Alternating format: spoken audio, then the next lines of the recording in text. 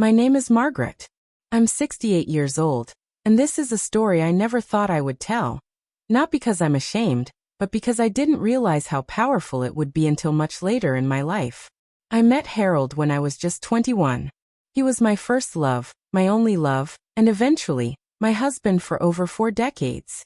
We built a life together, 3 children, a little yellow house, holidays filled with laughter, and quiet mornings with coffee and crossword puzzles. From the outside it looked perfect. And in many ways it was.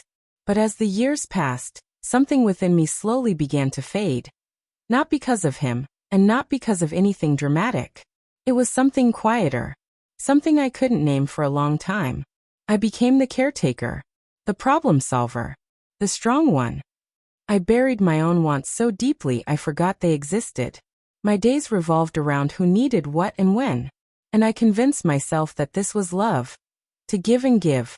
Even when nothing was left for myself. I didn't realize how much I had disappeared until one morning, everything changed. It was early spring. The air was crisp, and the daffodils were just starting to bloom outside the window. I was standing in the kitchen, pouring Harold's tea like I had done 1,000 times before. But when I handed it to him, he didn't look up. He just mumbled a thank you and kept reading his newspaper. And suddenly, a thought flashed through my mind. Does he even see me anymore?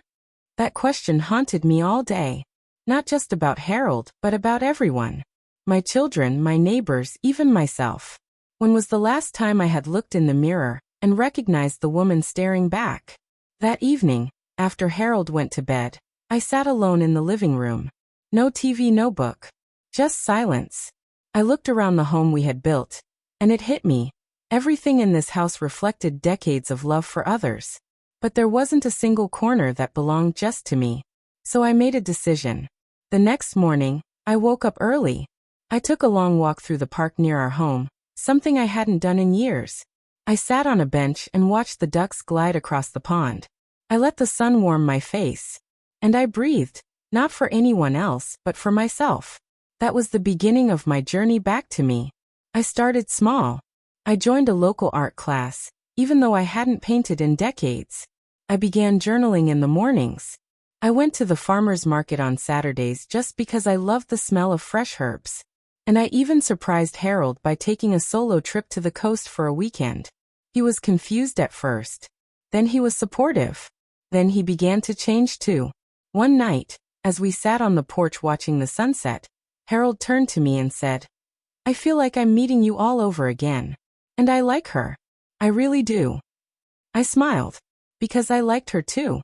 Rediscovering yourself after years of fading into the background isn't easy. It takes time. It takes quiet courage.